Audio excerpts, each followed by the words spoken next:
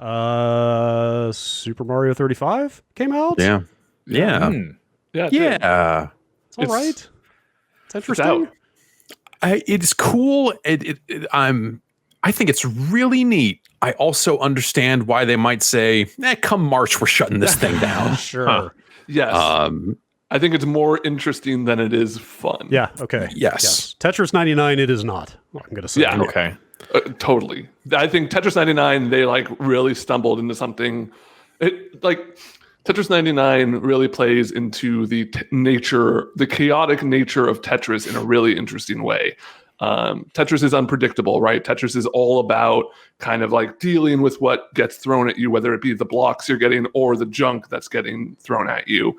Mario is not a game about randomness. Mario 35 adds in randomness to it, but like playing through Mario, you know the courses, you know where all the mushroom blocks are, you know where if you're really good, you know where the stars are and the one-up mushrooms. And I think it just works less well than Tetris because of that. I think that the thing you end up like the flow of a match of Mario 35 ends up being it's just got a really strange pace to it, where when there's a bunch of people alive and they're all killing people, you're getting a lot of junk thrown, you get a lot of enemies thrown at you, and there are so many. The realization of just like the thing they did to subvert the way you play Super Mario Brothers normally is this is a very combat focused take on it, because every kill gives you more seconds on your clock, up to 400, I think is where it tops out. We should probably say, if people don't know, you're actually playing for time in this game. Like you're constantly trying to add seconds onto your timer, because whoever's left at the end wins. Yeah, you want to stay alive. Like don't fall in a pit, don't get hit and die. Like don't run out of time. The biggest premise is you have 35 people all playing same Mario. If you kill an enemy and you're targeting someone, it has the same targeting feature as Tetris 99. You'll send that enemy to their screen. And so and that's for every type of enemy, which is I think the coolest thing about this. That's for Goombas. Yes. That's for Piranha Plants. That's for Bowser. That's for Hammer Bros. Definitely the best moment I've had in this thing was the first time a random ass Bowser just spawned into the middle of like 1-3. I wish that there was more stuff like that. So you can take warp zones. The warp zone in 1-2 is still there, but when you get there, it just shows 3 different levels instead of worlds. It'll be like, good, do you want to go to 1-4? Do you want to go to 2-1? Do you want to go to 2-2? And so you choose 1-4 because you're like, that's an opportunity for me to send a Bowser to someone. And I think like that tactical decision, especially if it gets to a point where you're like, oh, I know that this level has Hammer Brothers in it and I want to fuck somebody over. So or I know this is a water level, so I can get like 30 bloopers on somebody's screen. Yeah, like those decisions I think are like tactically interesting, and I wish they did a little bit better at kind of playing into that more often than just having a warp zone.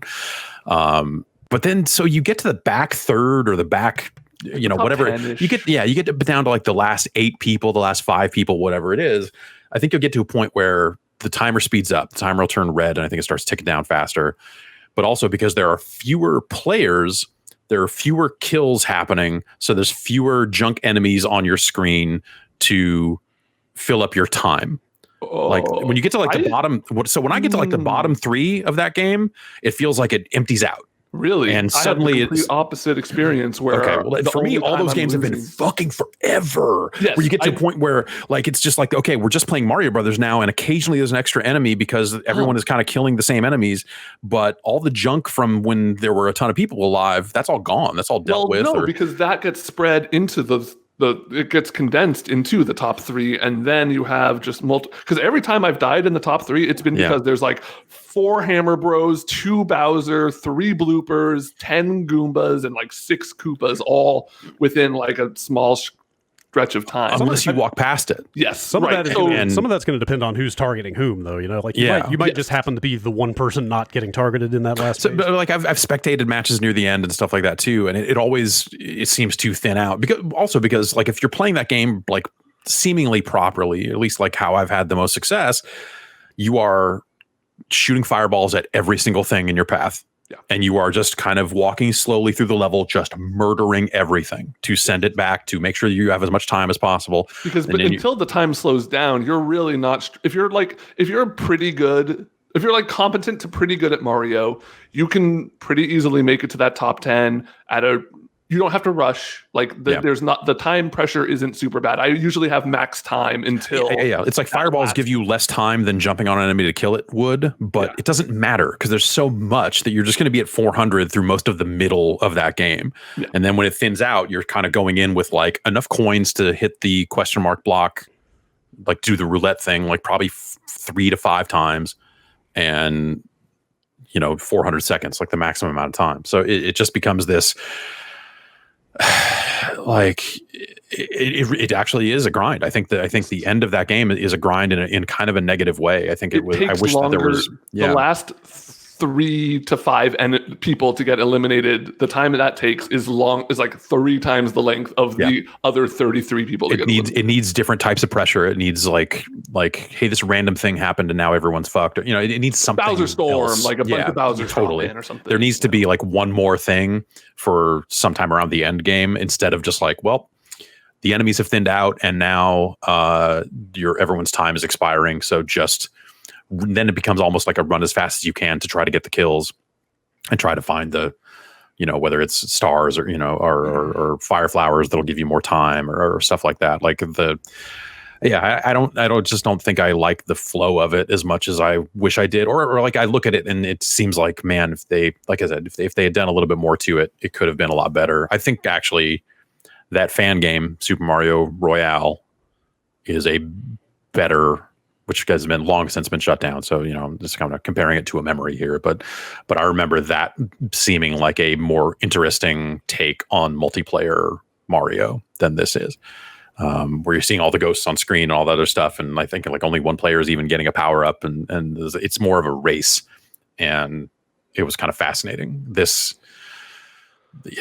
don't know. It's a really cool idea that I don't think they've found all of the fun there. And totally. I think the pace feels off. I have other problems with it. The physics aren't right. The physics are wrong. I mean, like, it's not noticeably horrible, but you do notice little things like you can bounce higher off of, and so like I played it back to back with the Switch version of Super Mario Bros. Just to kind of like test it out. It's like Mario Maker, Mario 1 physics. It is like Mario Maker, but it's also not exactly the same as Mario Maker Super Mario because there's no dead enemy collision.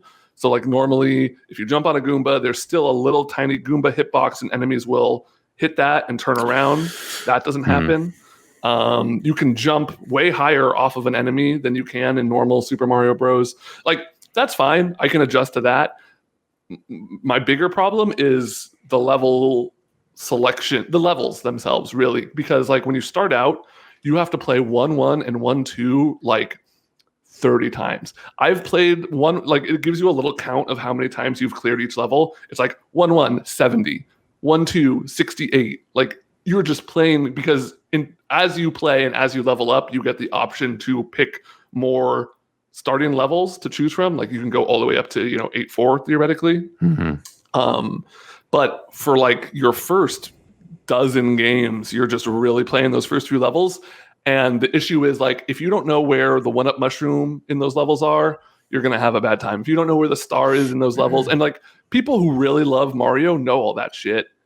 And like, I'm not opposed to like hidden information in a game, but it's like pre-existing hidden information, right? It's like, it's already been out there and people who have played these games to death know the locations of everything. And people like me who like, I played Mario a couple times throughout my life, but I don't know where all the mushrooms are. I don't know where all the stars are. And I don't want to go look up that stuff. Like I want to be able to play the game more and more and find naturally where those things are and feel like I'm learning the game.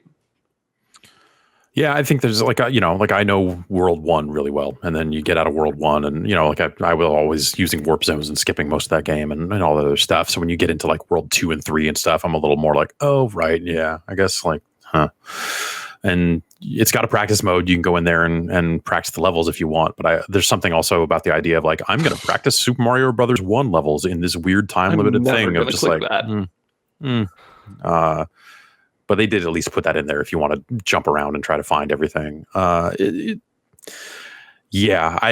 think it's really neat and I'm glad it's there. But I I think that it could be better, and maybe they'll do more with like they've got their special event modes or whatever. Yeah. So if they do more with that, then maybe that'll be more fun. But like at the same time, if they're going to do that, exactly, yeah. At the same time, like playing it, I go like, yeah, they could take this way in March. Like if this is all this is going to be, then sure, shut it down. Like it's also, it's not going to have legs. It's got a progression system because of course it does, because it's an online game in 2020. But like even that is a strange thing to put into a thing that's going to go away in like 5 months. It just gives you icons. It's that you only see on the leaderboard that you're never gonna like. It's really superficial. It's very stuff. thin, but it's I'm even less interested in boosting that level when it's all just going to evaporate. Sure, very soon. Yeah, I mean but also that's true of every game in a sense. Like, well, not every game, not big live service games, all that other stuff, but like Call of Duty, every year you have the opportunity to buy a new Call of Duty and start at level 1. And all the, if you're the person who prestige 10 times and all that other shit, you're still going to start at level 1 in the next year's Call of Duty. So I don't know. I think for me, that's like, yeah, that's just kind of the nature of games with these like multiplayer games with leveling and unlocks and stuff like that, is like, hey, the next one's going to come out and you're going to start over anyway. So I don't know that necessarily bothers me that much, but I get you. Yeah, I don't know. It's neat. But I can't help but feel like, gosh, if they had done, or if they do more to this is the sort of thing they could keep around forever and would be really neat. Yeah, especially if they like started rolling other Mario games in there, just mashing up levels all over the place. That'd be cool. Yeah, if it was just like, now you have to play a Mario 2 level, a Mario 3 level, like here's a Mario World level in the middle of this, and build those mechanics into it too. Like that could be cool if they just basically like took the Super Mario Maker framework, and especially if they started pulling in levels that were Super Mario Maker levels that were... I completely forgot about the existence of Super Mario Maker until you just said that, and now it's like, oh wait, they should have maybe... Yeah. What if they had just made a better multiplayer mode in Super Mario Maker? What if this was just the multiplayer mode in Super Mario Maker instead of the garbage they put into Super Mario Maker 2? Right. Like that would be something. That would be something. That would be something. Yeah, I think if you have Switch Online service, you should check it out. And you like Mario, totally check it out. It's worth it's no additional money. If you're already paying for the service, you should totally check it out. But it is, I'm still playing Tetris 99 off and on, like pushing 2 years after that came out, I think. Like, gosh, yeah. That thing is just like endlessly replayable, and this not so much. I mean, it's Tetris. Yeah. No, it's at the heart of it is Tetris. Yes. It's built to be that. This is something else. So what Nintendo game deserves this treatment next that would actually do right by it? I've seen a bunch of people ask for Super Mario Kart, which I'm fairly burned out on Mario Kart these days, but that sounds like it could actually be kind of interesting. Yeah. What is that? Is like 100? I don't know how many you could fit on a Super Mario Kart track, though. Yeah. It would need something more than what's already in it, because you're not Yeah, what would the junk be getting thrown at you? Just like bloopers, or I don't know how you would. I'm not sure how you power-ups do that exactly. Now, Super Diddy Kong Racing 99. Now we're fucking talking. Okay. Give me 99 TikToks on 99 hovercrafts. End of sentence. Give me that. 99 TikToks. You could have ended it there. Yeah. Yeah. What else? I don't know. Just a multiplayer Kid Icarus. First player to get the credit card wins. That's right. Got to get that credit card. Yeah. I'm seeing folks say Pokemon Snap Battle Royale. I don't know how that'd work, but I'd be for it. Yeah. I mean, you could do Smash. Like what if you just had a really gigantic Smash Brothers stage and it had 100 people on it and was elimination rules? What if Lobby Champ 99? What if they did like a Legend of Zelda 99 where it's just the whole map? It's like 100 people across the entire world map, or maybe that would be too thin. I don't know. Would that spread? What if you do that and build it as a PUBG, like straight up have a circle and you can find items. There are plenty of caves. Yes, and like there's throw the boomerang and the bomb and like whatever items, maybe bring items in from other Zelda games or something. Just Link standing on top of a 2D top-down toilet hiding. That's right. That could be all right. I don't know. Yeah. Anyway, nothing's interesting, at least. Yeah, it is.